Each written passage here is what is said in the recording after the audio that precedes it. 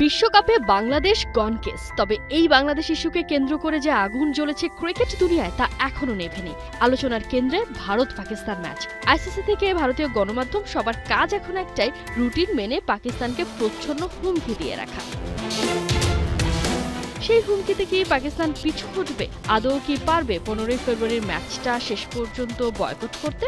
এই যখন প্রশ্ন, তখন নীরবতা ভেঙে কথা বলেছেন পাকিস্তানের প্রধানমন্ত্রী শাহবাজ শরীফ। মন্ত্রিসভায় বক্তব্য রেখে জানিয়ে দিয়েছেন নিজেদের শক্ত অবস্থানের কথা। টি-20 বিশ্বকাপ নিয়ে আমরা খুব স্পষ্ট অবস্থান নিয়েছি যে ভারতের বিপক্ষে ম্যাচ আমরা খেলব না, কারণ এটি খেলাধুলার মাঠ, রাজনীতির নয়। আমরা খুব ভেবে চিন্তে অবস্থান নিয়েছি এবং আমাদের সম্পূর্ণরূপে বাংলাদেশের পাশে দাঁড়ানো উচিত। আমি মনে করি এটা খুব উপযুক্ত সিদ্ধান্ত।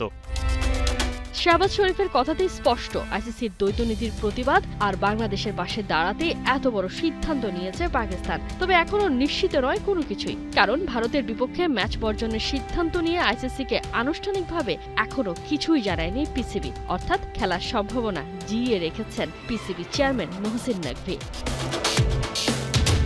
এদিকে আইসিসির ডাবল স্ট্যান্ডার্ড নিয়ে সরব হয়েছেন ইংল্যান্ডের সাবেক legendary cricketer Nasir Hossain. Sky স্পোর্টসের এক পডকাস্টে নাসির প্রশ্ন তোলেন, বাংলাদেশের জায়গায় ভারত থাকলে আইসিসি কি পারত বাদ দিয়ে দিতে?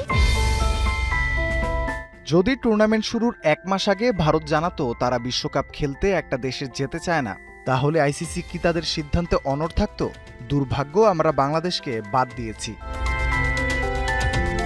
ভারতের বিপক্ষে পাকিস্তানের ম্যাচ না খেলার সিদ্ধান্তকে সমর্থন করেন নাসির হোসাইন। এই ইংলিশম্যান মনে করেন আইসিসি আর ভারতকে জব্দ করার এটাই একমাত্র সুযোগ। এর আগে বাংলাদেশের পক্ষ নিয়ে সোশ্যাল হ্যান্ডেলে কথা বলেছিলেন অস্ট্রেলিয়ান লেজেন্ড জেসন গিলেস্পি, যদিও হেনস্থার শিকার হয়ে সেই পোস্ট তাকে বাধ্য হয়ে মুছে ফেলতে হয়েছিল। সব মিলিয়ে ক্রিকেট দুনিয়ায় একক আধিপত্যে ভারত এখন মনস্টার। সবাই সব জানে বোঝে, তবে ক্ষমতার কাছেই করতে হয় অসহায় আত্মসমর্পণ।